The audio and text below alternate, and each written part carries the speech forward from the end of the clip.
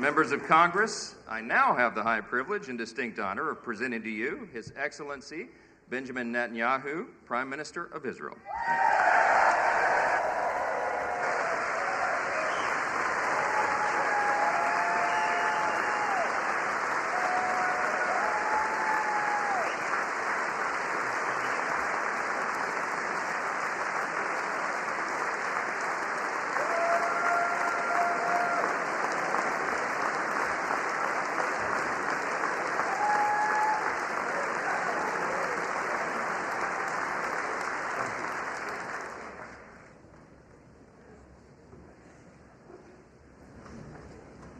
Speaker of the House, Mike Johnson,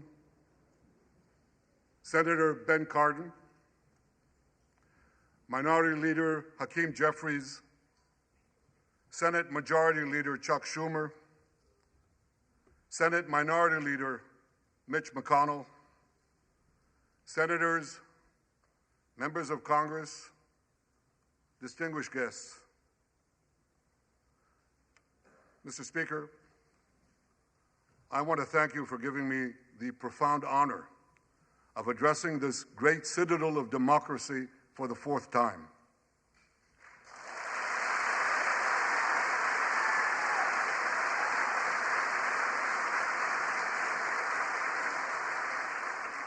We meet today at a crossroads of history. Our world is in upheaval. In the Middle East, Iran's axis of terror confronts America, Israel, and our Arab friends. This is not a clash of civilizations. It's a clash between barbarism and civilization.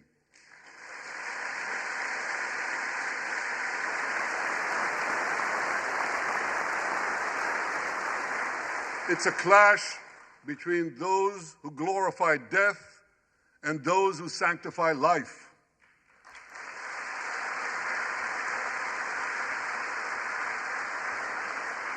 For the forces of civilization to triumph, America and Israel must stand together.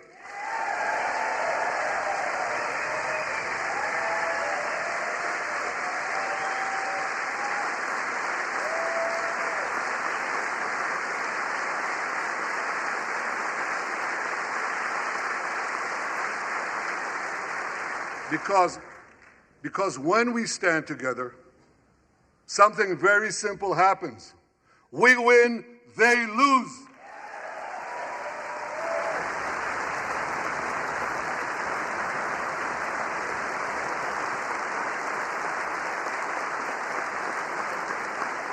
And my friends, I came to assure you today of one thing: we will win.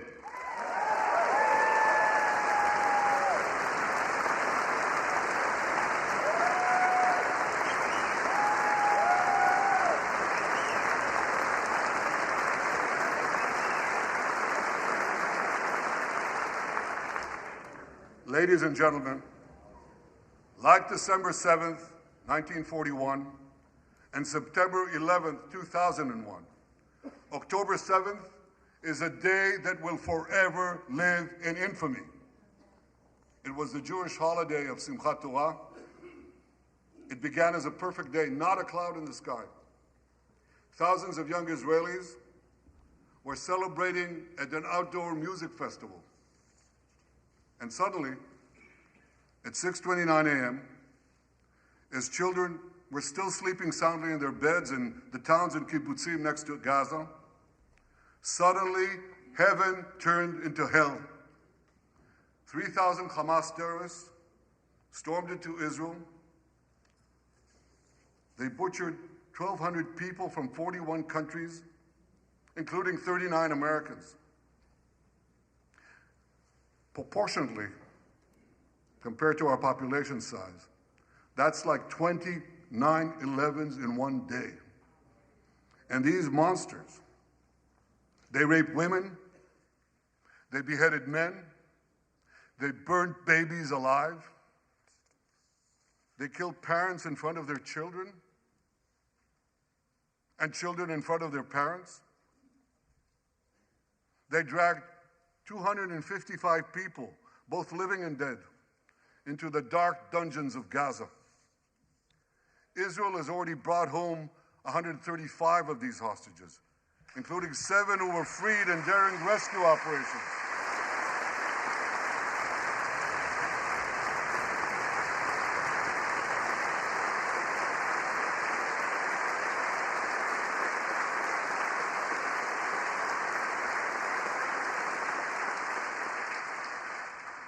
One of those freed hostages, Noor Gamani, is here in the gallery, sitting near my wife, Sarah. On the morning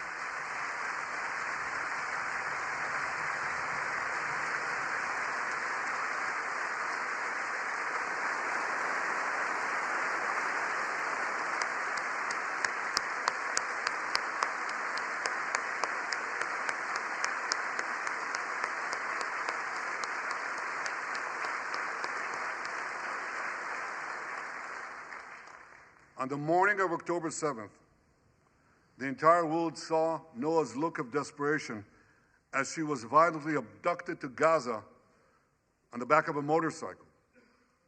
I met Noah's mother, Leora, a few months ago. She was dying of cancer. She said to me,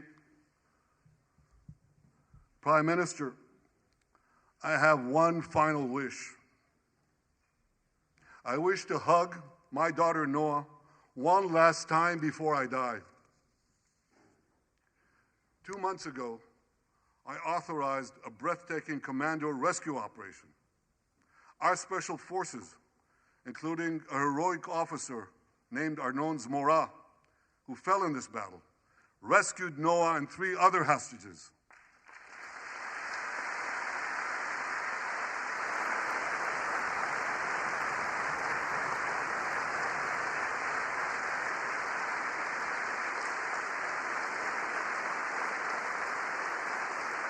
Noah,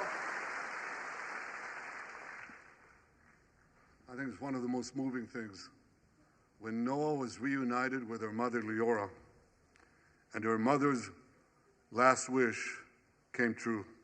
Noah, we're so thrilled to have you with us today. Thank you.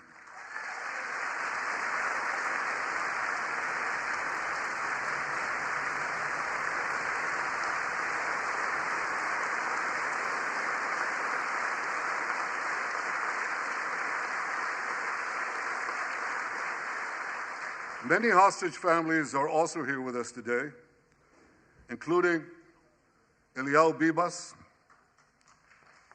Eliyahu Bibas is the grandfather of those 2 beautiful red-headed boys, the Bibas boys, toddlers.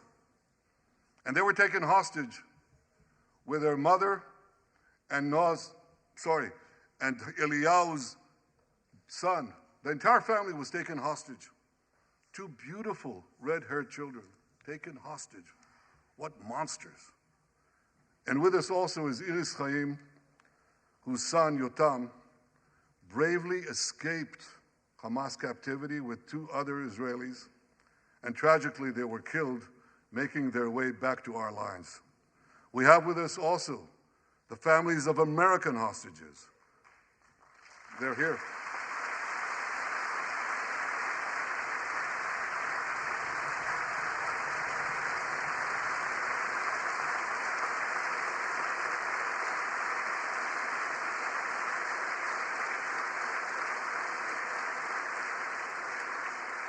The pain these families have endured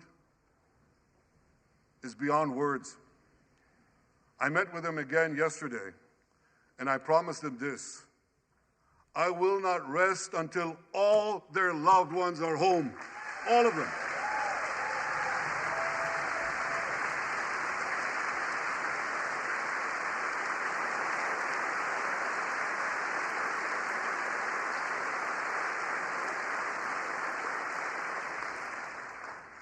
As we speak, we're actively engaged in intensive efforts to secure their release, and I'm confident that these efforts can succeed. Some of them are taking place right now.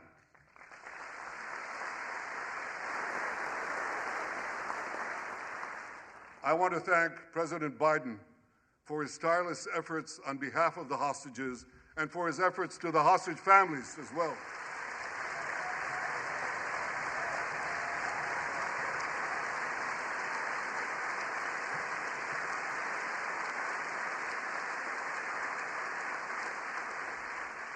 I thank President Biden for his heartfelt support for Israel after the savage attack on October 7th.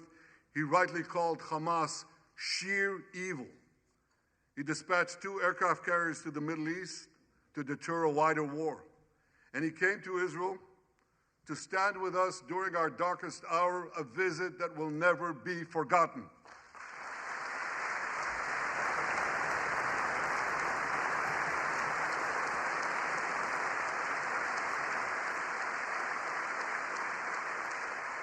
President Biden and I have known each other for over 40 years.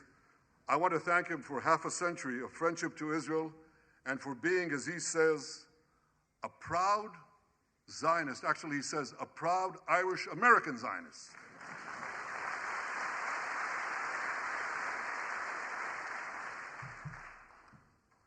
My friends, for more than 9 months, Israel's soldiers have shown boundless courage. With us today,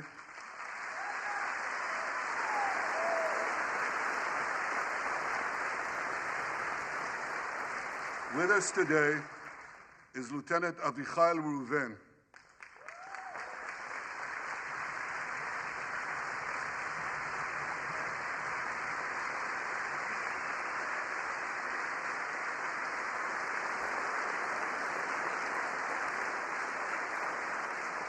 Avichai is an officer in the Israeli paratroopers. His family immigrated to Israel from Ethiopia. In the early hours of October 7th, Avichai heard the news of Hamas's bloody rampage. He put on his uniform, grabbed his rifle, but he didn't have a car. So he ran 8 miles to the front lines of Gaza to defend his people.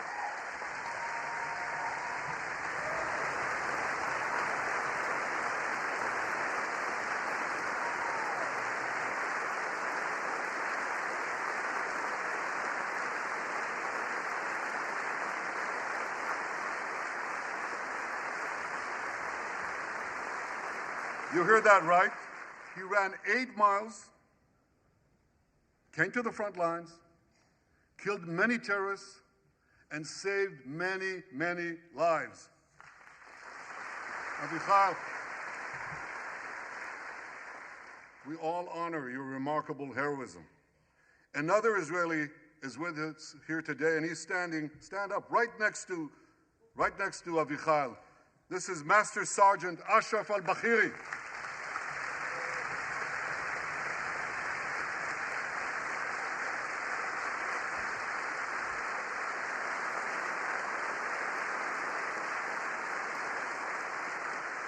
Ashraf is a Bedouin soldier from the Israeli Muslim community of Raat. On October 7th, Ashraf too killed many terrorists. First, he defended his comrades in the military base, and he then rushed to defend the neighboring communities, including the devastated community of Kibbutz Be'eri. Like Ashraf,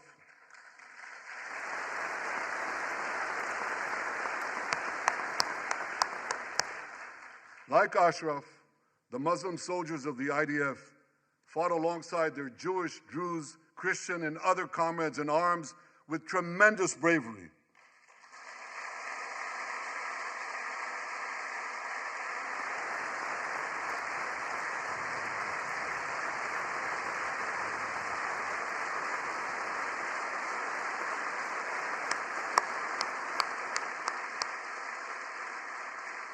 A third hero, Lieutenant Asa Sofer, is also here with us.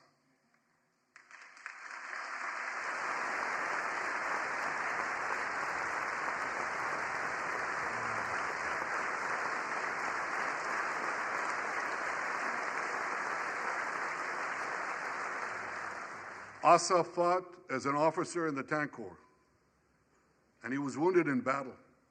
He was wounded in battle while protecting his fellow soldiers from a grenade. He lost his right arm and the vision in his left eye. He's recovering, and incredibly, within a short time, Asa will soon return to active duty as a commander of a tank company.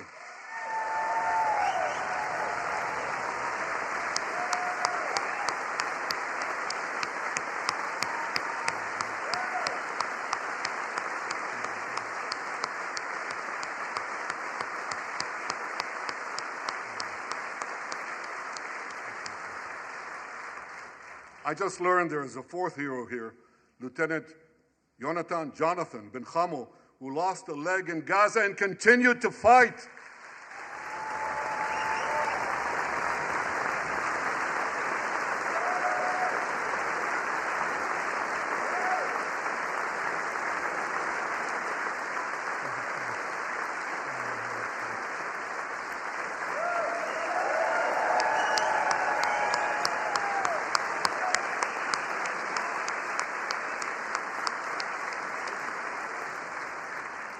My friends, these are the soldiers of Israel, unbowed, undaunted, unafraid.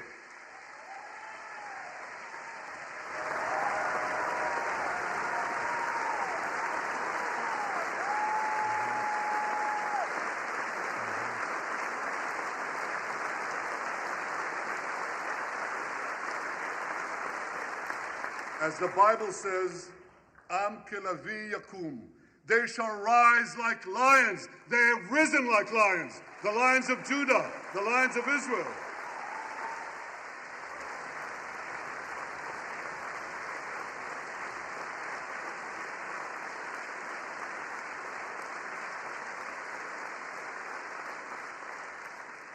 Ladies and gentlemen, the men and women of the IDF come from every corner of Israeli society. Every ethnicity, every color, every creed, left and right, religious and secular. All are imbued with the indomitable spirit of the Maccabees, the legendary Jewish warriors of antiquity. With us today is Yechiel Leiter, the father of one of those Maccabees. Yechiel's father escaped the Holocaust and found refuge in America. As a young man, Yechiel moved to Israel and raised a family of 8 children. He named his eldest son, Moshe, after his late father. Moshe became an exemplary officer in one of our elite commando units. He served with distinction for 2 decades while raising 6 beautiful children of his own. On October 7th, Moshe volunteered to return to combat. 4 weeks later, he was killed when a booby-trapped mine exploded in a tunnel shaft right next to a mosque. At his son's funeral, Yechiel said this: "If the state of Israel had not been established after the Holocaust, the image engraved in our collective memory would have been the photograph of that helpless Jewish boy in the Warsaw Ghetto holding his hands up in the air with Nazi rifles pointed at him. But because of the birth of Israel," Yechiel continued, "because of the courage of soldiers like my son Moshe, the Jewish people are no longer helpless in the face of our enemies."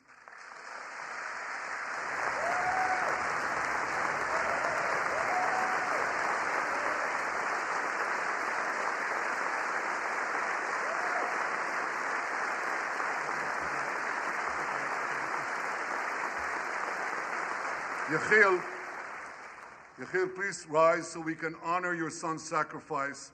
And I pledge to you and to all the bereaved families of Israel, some of whom are in this hall today, the sacrifice of your loved ones will not be in vain.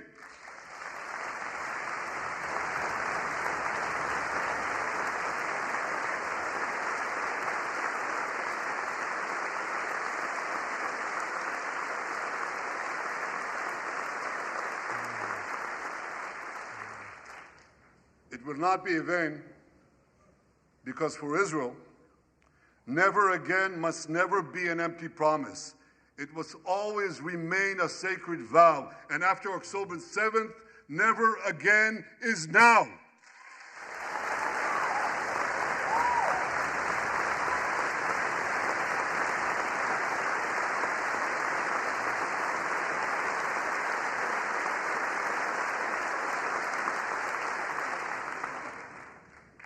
My friends, defeating our brutal enemies requires both courage and clarity. Clarity begins by knowing the difference between good and evil. Yet incredibly, many anti-Israel protesters, many choose to stand with evil. They stand with Hamas. They stand with rapists and murderers. They stand with people who came into the kibbutzim, into a home. The parents hid the children, the two babies, in the attic, in a secret attic.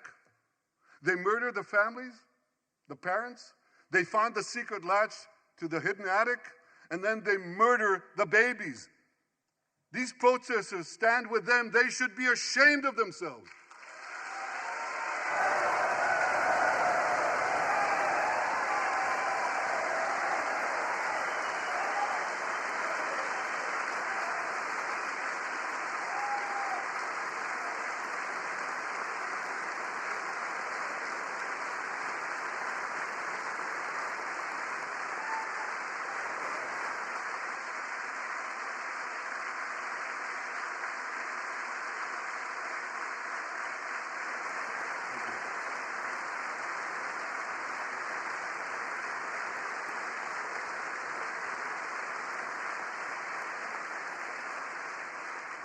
They refuse to make the simple distinction between those who target terrorists and those who target civilians, between the democratic state of Israel and the terrorist thugs of Hamas.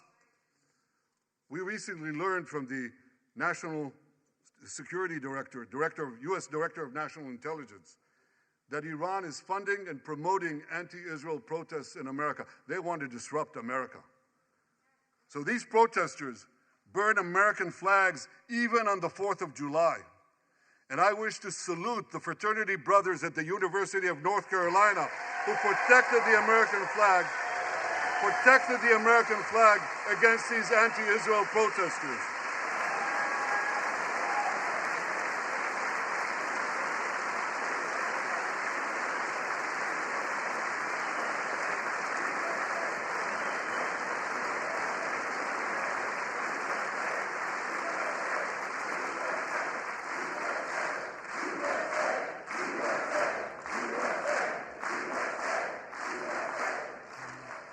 For all we know, Iran is funding the anti-Israel protests that are going on right now outside this building.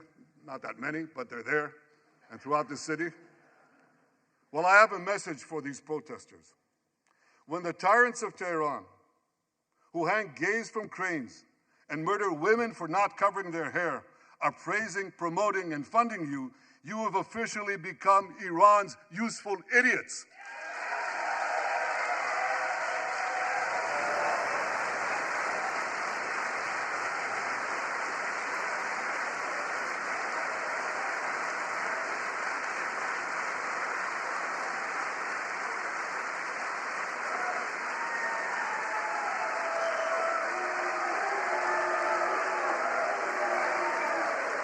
Some of these protesters, it's amazing, absolutely amazing. Some of these protesters hold up signs proclaiming gays for Gaza. They might as well hold up signs saying chickens for KFC.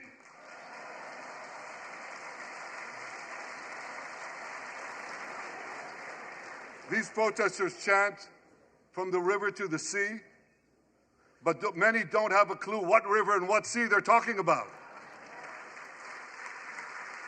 They not only get an F in geography, they get an F in history. They call Israel a colonialist state. Don't they know that the land of Israel is where Abraham, Isaac, and Jacob prayed, where Isaiah and Jeremiah preached, and where David and Solomon ruled?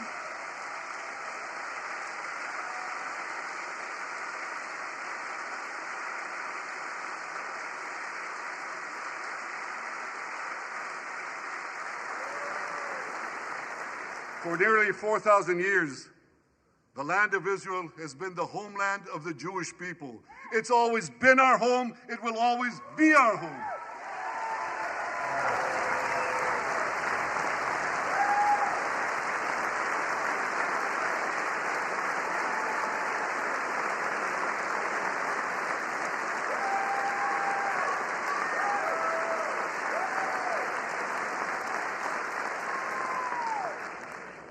It's not only the campus protesters who get it wrong. It's also the people who run those campuses. 80 years after the Holocaust, 80 years after the Holocaust, the presidents of Harvard, Penn, and I'm ashamed to say my alma mater, MIT, couldn't bring themselves to condemn the calls for the genocide of Jews. You remember what they said? They said, it depends on the context. Well, let me give these befuddled academics a little context.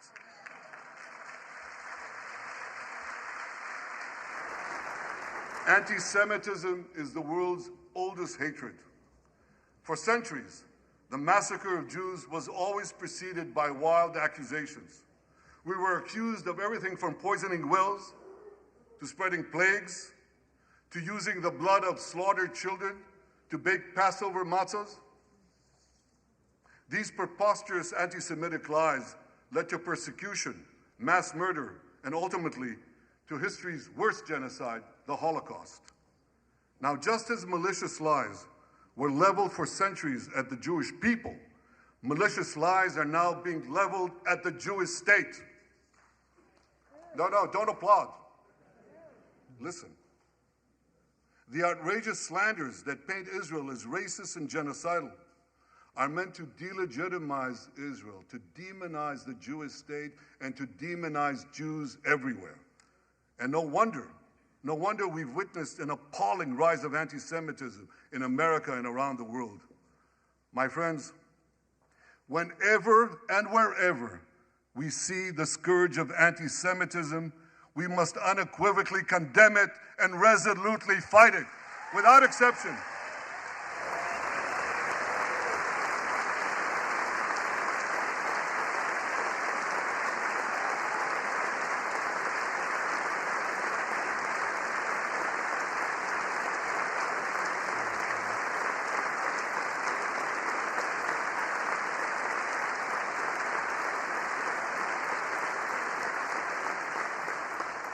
And don't be fooled when the blood libels against the Jewish state come from people who wear fancy silk robes and speak in lofty tones about law and justice.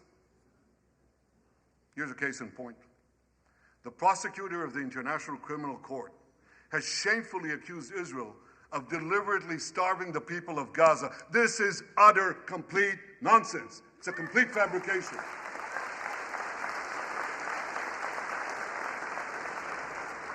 Israel has enabled more than 40,000 aid trucks to enter Gaza.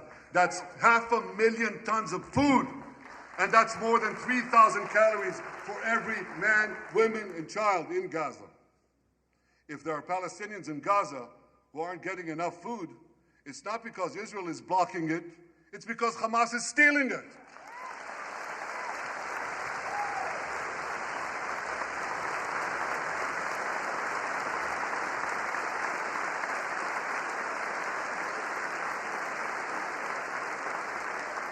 So much for that lie, but here's another. The ICC prosecutor accuses Israel of deliberately targeting civilians. What in God's green earth is he talking about? The IDF has dropped millions of flyers, sent millions of text messages, made hundreds of thousands of phone calls to get Palestinian civilians out of harm's way. But at the same time, Hamas does everything in its power to put Palestinian civilians in harm's way. They fire rockets from schools, from hospitals, from mosques. They even shoot their own people when they try to leave the war zone. A senior Hamas official, Fatri Hamad, boasted, listen to this, he boasted that Palestinian women and children excel at being human shields. His words, excel at being human shields. What monstrous evil. For Israel, every civilian death is a tragedy. For Hamas, it's a strategy.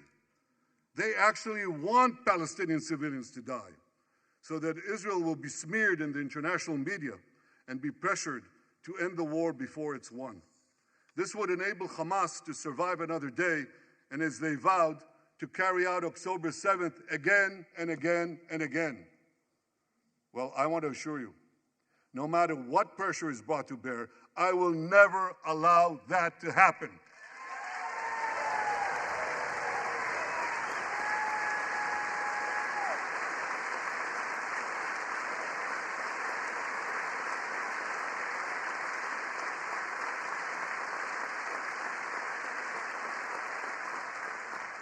The vast majority of Americans have not fallen for this Hamas propaganda. They continue to support Israel. And I want to say thank you, America, and thank you, senators and House members, who continue to support us, continue to support Israel, continue to support the truth, and see through the lies. But as for the minority that may have fallen for Hamas's con's job, I suggest you listen to Colonel John Spencer. John Spencer is head of urban warfare studies at West Point. He studied every major urban conflict. I was going to say in modern history. He corrected me, no, in history. Israel, he said, has implemented more precautions to prevent civilian harm than any military in history and beyond what international law requires.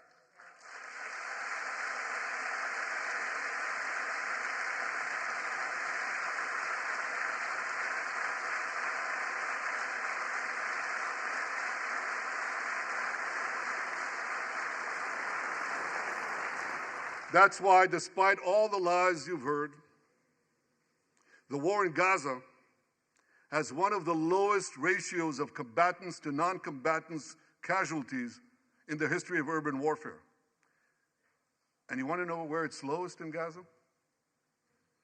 It's lowest in Rafah. In Rafah. Remember what so many people said? If Israel goes into Rafah, there'll be thousands, maybe even tens of thousands of civilians killed. Well, last week, I went into Rafah. I visited our troops as they finished fighting Hamas's remaining terrorist battalions. I asked the commander there, how many terrorists did you take out in Rafah? He gave me an exact number, 1,203.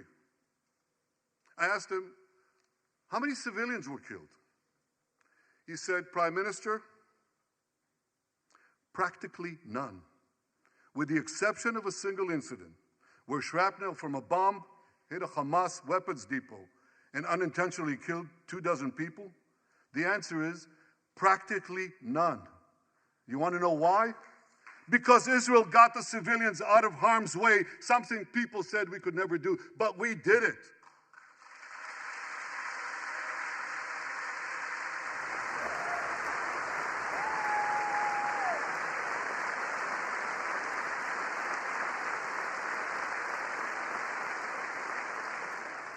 These heroes here today, the heroic soldiers of Israel, should not be condemned for how they're conducting the war in Gaza. They should be commended for it.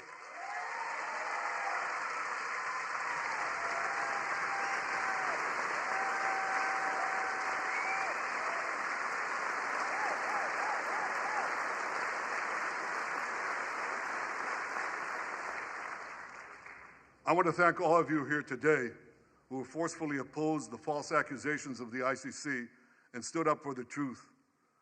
These lies are not only libelous, they're downright dangerous.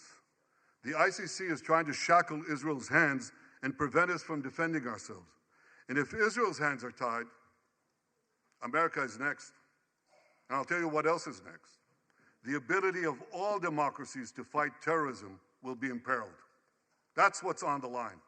So let me assure you, the hands of the Jewish state will never be shackled. Israel will always defend itself.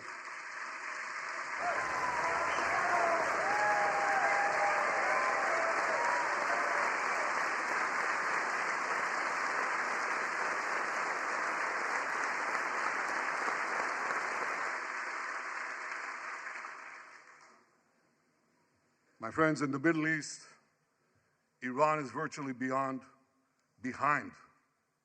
all the terrorism, all the turmoil, all the chaos, all the killing. And that should come as no surprise. When he founded the Islamic Republic, Ayatollah Khomeini pledged We will export our revolution to the entire world. We will export the Islamic revolution to the entire world. Now ask yourself, which country ultimately stands in the way of Iran's maniacal plans to impose radical Islam on the world? And the answer is clear. It's America, the guardian of Western civilization and the world's greatest power.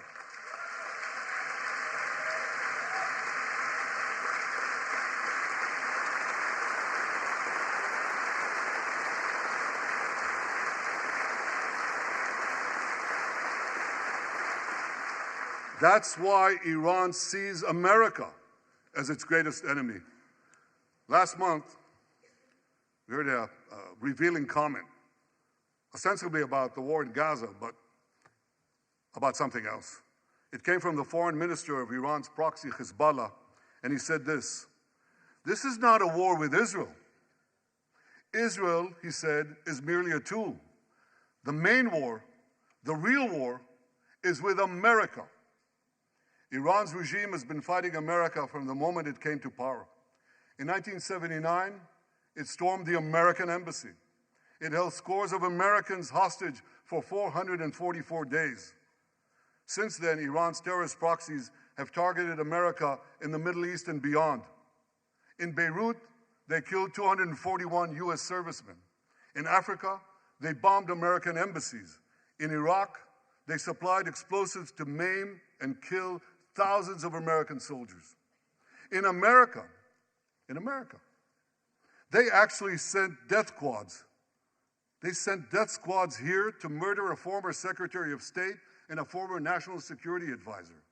And as we recently learned, they even brazenly threatened to assassinate President Trump.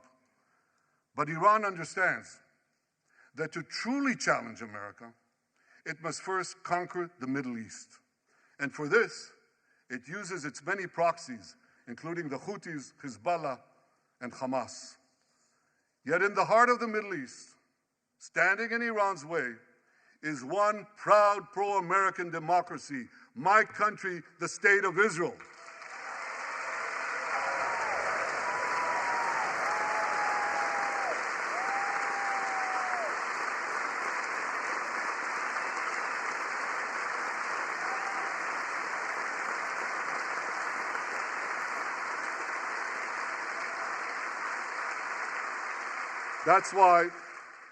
That's why the mobs in Tehran chant death to Israel before they chant death to America.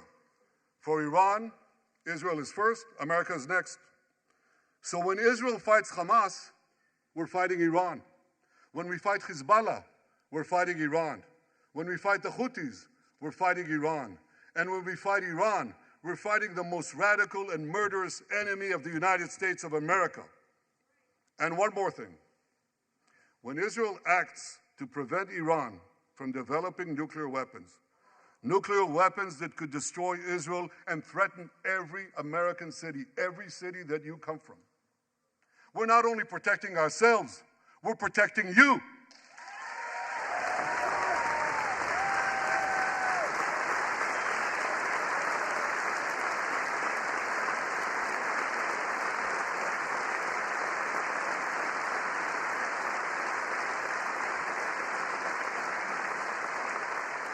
My friends, if you remember one thing from the speech, remember this: our enemies are your enemies.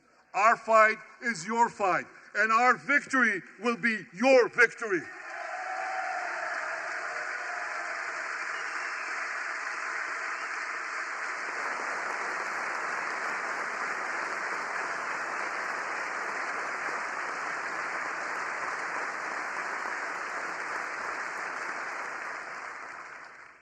Ladies and gentlemen, that victory is in sight. Israel's defeat of Hamas will be a powerful blow to Iran's axis of terror. Another part of that axis, Hezbollah, attacked Israel on October 8th, a day after the Hamas attack. It has launched thousands of missiles and drones against us. 80,000 of our citizens in northern Israel evacuated their homes, becoming effectively refugees in their own land. We are committed to returning them home. We prefer to achieve this diplomatically. But let me be clear. Israel will do whatever it must do to restore security to our northern border and return our people safely to their homes.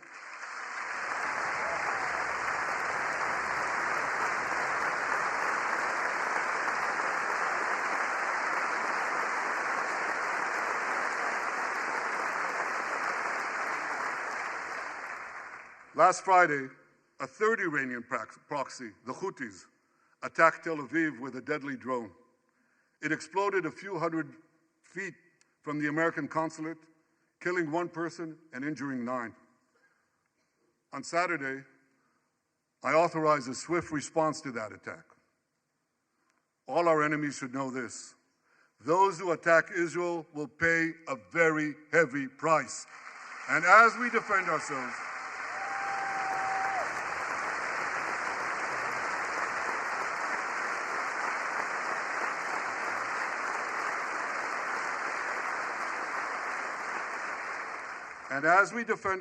on all fronts, I know that America has our back. And I thank you for it. All sides of the aisle, thank you.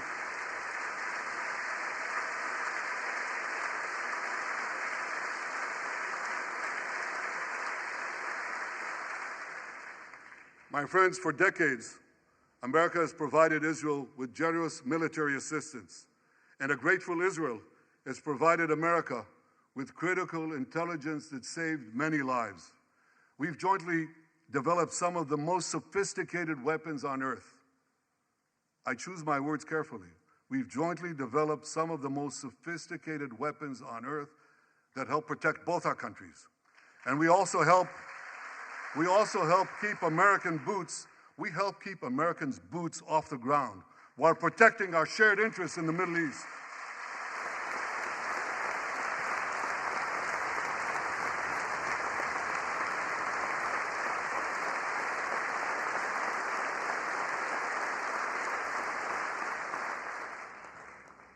I deeply appreciate America's support, including in this current war. But this is an exceptional moment.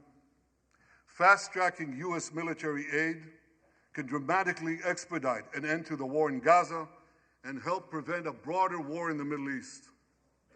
In World War II, as Britain fought on the front lines of civilization, Winston Churchill appealed to Americans with these famous words: "Give us the tools and we'll finish the job." Today, as Israel fights on the front line of civilization, I too appeal to America. Give us the tools faster and we'll finish the job faster.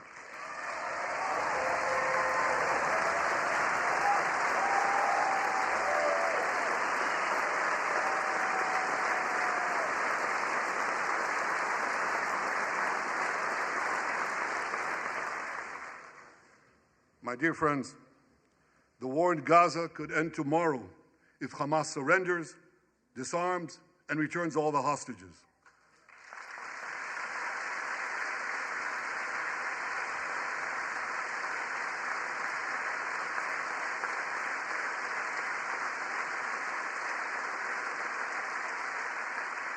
But if they don't, Israel will fight until we destroy Hamas's military capabilities, end its rule in Gaza, and bring all our hostages home.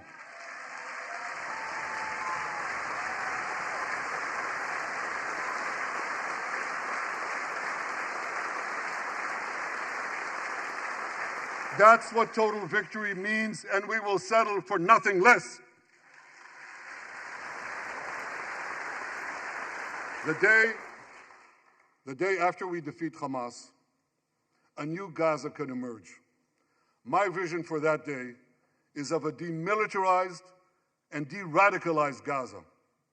Israel does not seek to resettle Gaza, but for the foreseeable future, we must retain overriding security control there to prevent the resurgence of terror, to ensure that Gaza never again poses a threat to Israel.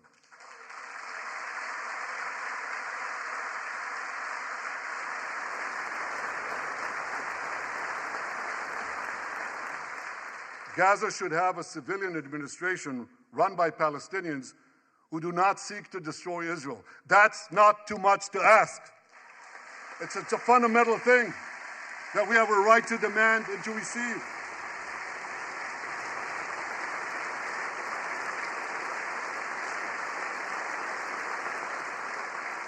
A new generation of Palestinians must no longer be taught to hate Jews, but rather to live in peace with us.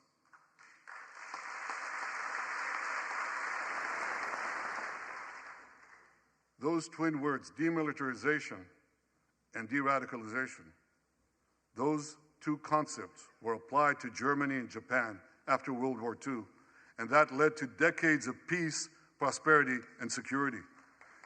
Following our victory,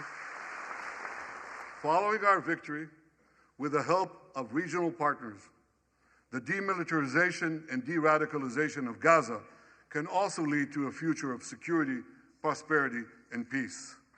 That's my vision for Gaza.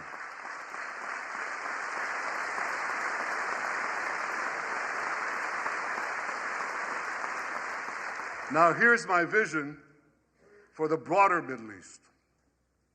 It's also shaped in part by what we saw in the aftermath of World War II. After that war, America forged a security alliance in Europe to counter the growing Soviet threat. Likewise, America and Israel today can forge a security alliance in the Middle East to counter the growing Iranian threat. All countries that are at peace with Israel and all those countries who will make peace with Israel should be invited to join this alliance. We saw a glimpse of that potential alliance on April 14th.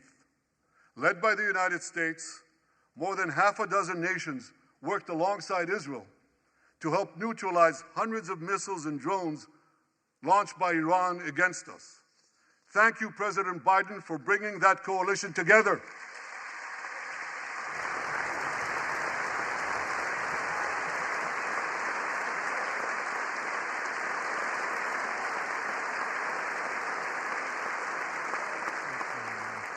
The new alliance I envision would be a natural extension of the groundbreaking Abraham Accords. Those accords saw peace forged between Israel and 4 Arab countries, and they were supported by Republicans and Democrats alike. I have a name for this new alliance. I think we should call it the Abraham Alliance.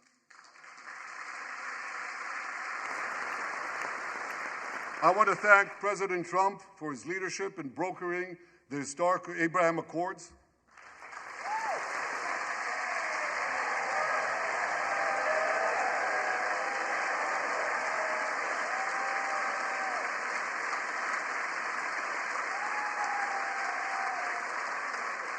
Like Americans, Israelis were relieved that President Trump emerged safe and sound from that dastardly attack on him, dastardly attack on American democracy. There is no room for political violence in democracies.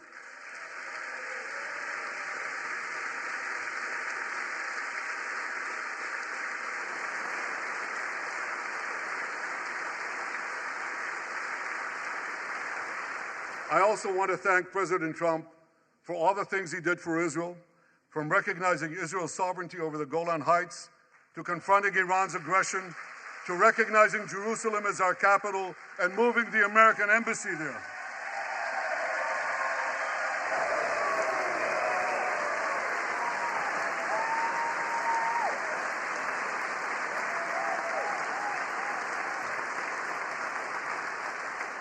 That's Jerusalem, our eternal capital, never to be divided again.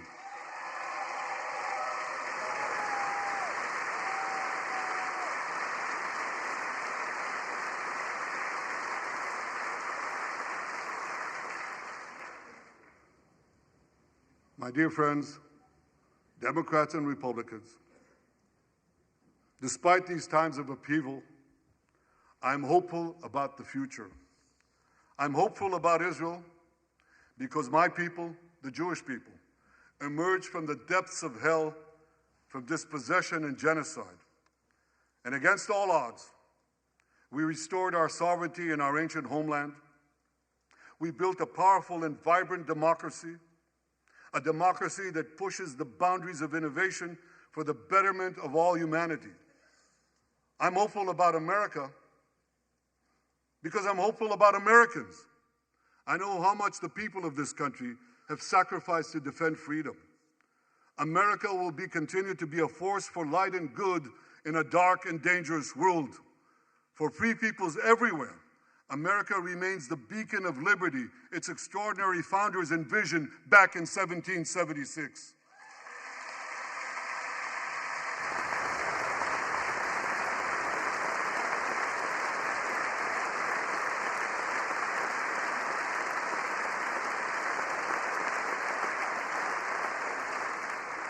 Working together, I'm confident that our two nations will vanquish the tyrants and terrorists who threaten us both.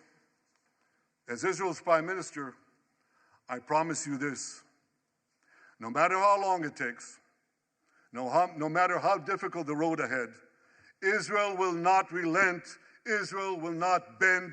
We will defend our land, we will defend our people, we will fight until we achieve victory. Victory over liberty, rather victory of liberty over tyranny, victory of life over death, victory of good over evil. That's our solemn commitment.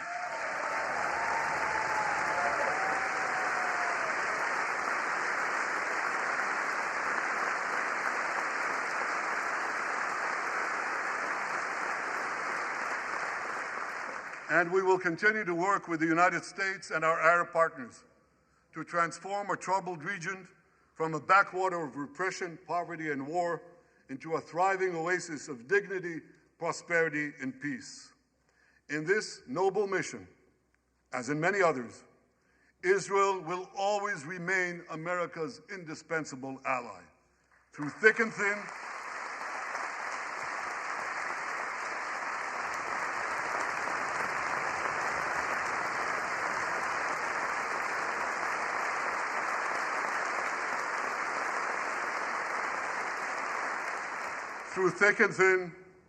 in good times and in bad, Israel will always be your loyal friend and your steadfast partner.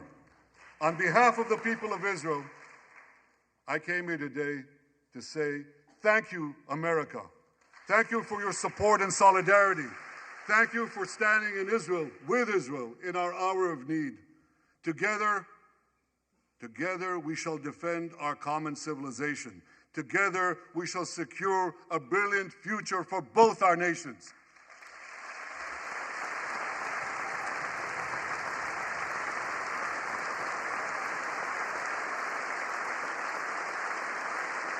May God bless Israel, may God bless America, and may God bless the great alliance between Israel and America forever.